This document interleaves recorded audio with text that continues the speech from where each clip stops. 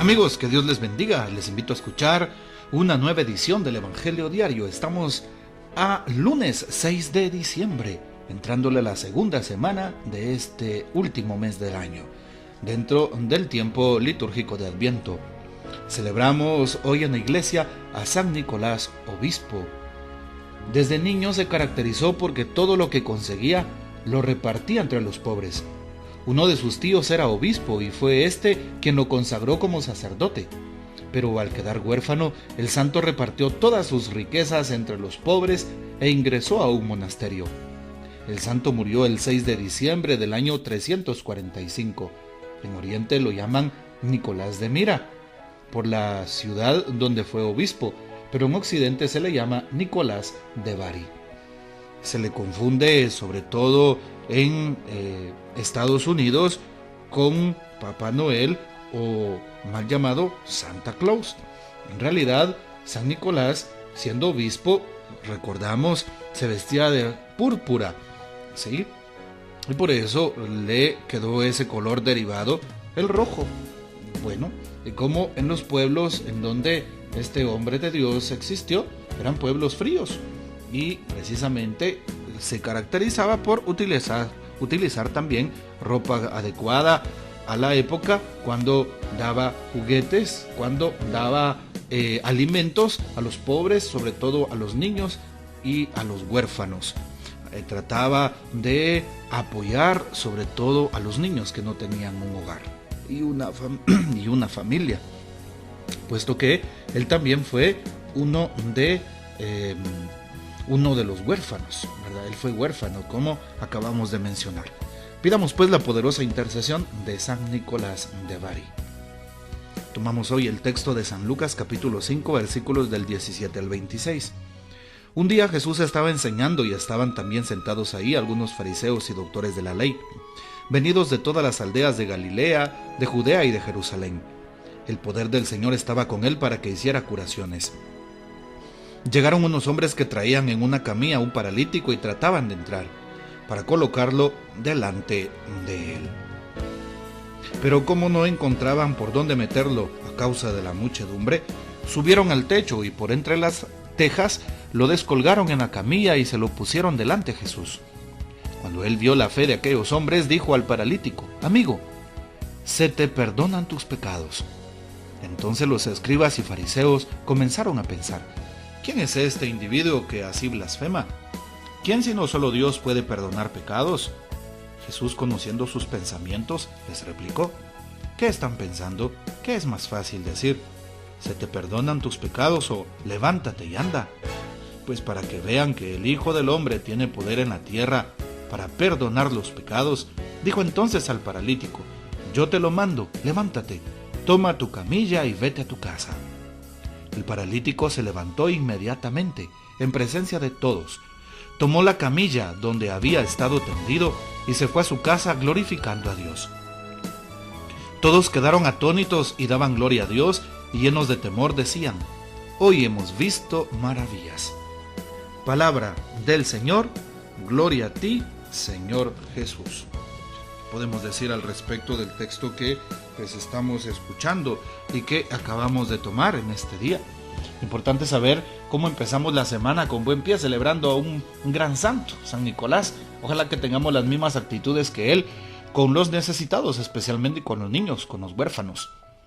También hoy es importante darnos cuenta que tenemos un texto muy lindo. San Lucas capítulo 5, 17 nos habla sobre aquellos hombres que traían en una camilla a un paralítico. Qué importante, porque en el texto según San Mateo, que es un paralelo de este, Jesús se sorprende de la fe de aquellos hombres. Así es, los hombres que Jesús vio que abrieron un boquete en el tejado, pues en ese texto de San Mateo Jesús se sorprende, repito, por el don de su fe.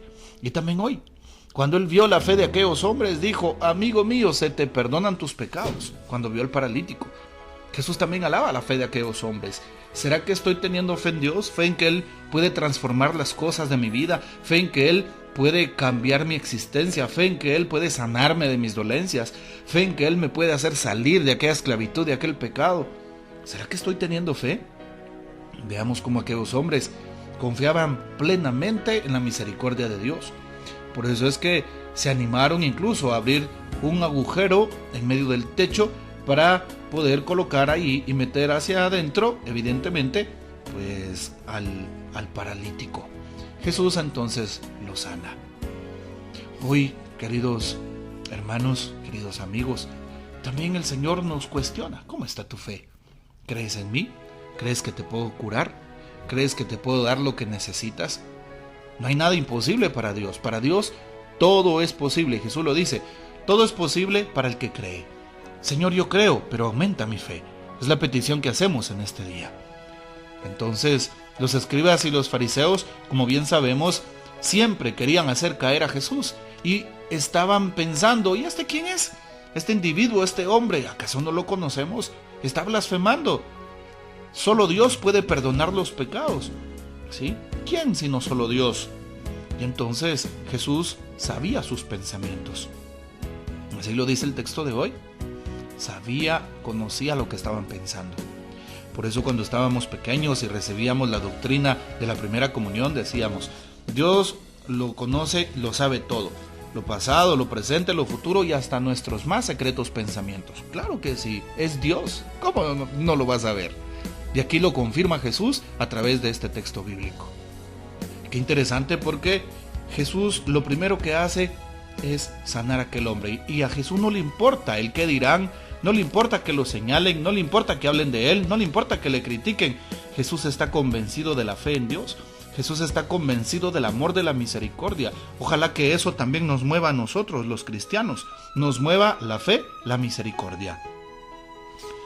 Para finalizar, cuando Jesús se encuentra con aquel hombre, le dice: se te perdonan tus pecados.